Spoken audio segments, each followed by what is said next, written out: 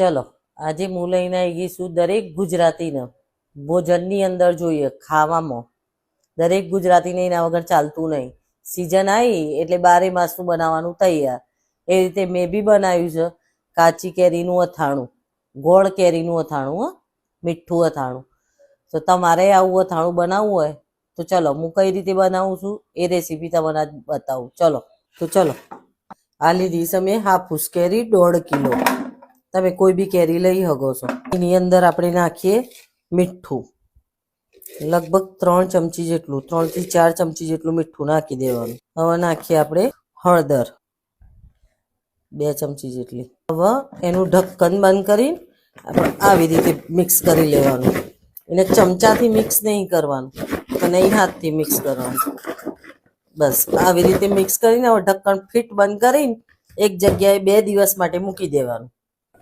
2 દિવસ પછી આપણે આવી રીતે લઈને અને હવે છલ્લીમાં કાઢી લઈએ. એને છલ્લીમાં એને મૂકી દઈએ બધું પાણી નીચે ઉતરી જાય. બધું પાણી નીચે આવી જવું જોઈએ.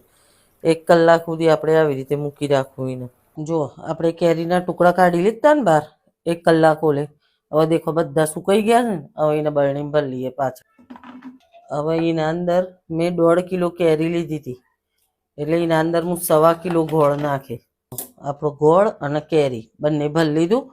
હવે એના અંદર હું નાખે રામદેવનો અચાર મસાલો, 200 ગ્રામનું પેકેટ છે એ આખું નાખી દે.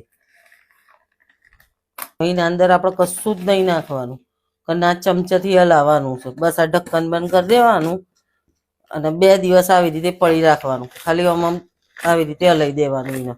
એને ચમચો કે કશું અડાડવાનું નહીં. 2 દિવસ આવી રીતે બંધ બરણી પડી રાખવાની. ચલો આપણું અથાણું 2 દિવસ આપણે કીધું હતું ને મૂકવાનું. આપણું અથાણું થઈ ગયું તૈયાર. ગોળે અંદર સરસ ઓગળી ગયો છે અને મસાલો બી. ચલો હું તમને બતાવું. જુઓ આપણું અથાણું કેવું સરસ ઓગળી ગયું છે અને કેટલું મસ્ત રસો થયો છે.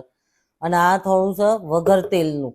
આની અંદર તેલ નહીં નાખવાનું, કોઈ પણ પ્રકારનું તેલ નથી આની અંદર. ખાલી ગોળ, કેરી અને મસાલો 3 વસ્તુથી જ બનેલું છે. અથાણું 12 મહિના કમ્પ્લીટ ચાલે જ છે. તો જોઈ લો આપણું અથાણું બનીને થઈ ગયું છે તૈયાર. હું તમને કાઢીને બતાવું કેટલું મસ્ત બન્યું છે.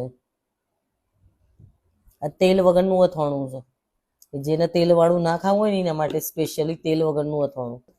અને જો તમારે અડધું અથાણું તેલ વગરનું રાખવું હોય અને અડધું અથાણું તેલ વાળું રાખવું હોય તો પહેલા અડધું કાઢી લેવાનું. અડધું અથાણામાં તેલ ગરમ કરીને અને અંદર તજ અને લવિંગ નાખીને એની અંદર તેલ નાખી દેવાનું. સરસ્યું નાખવાનું અંદર.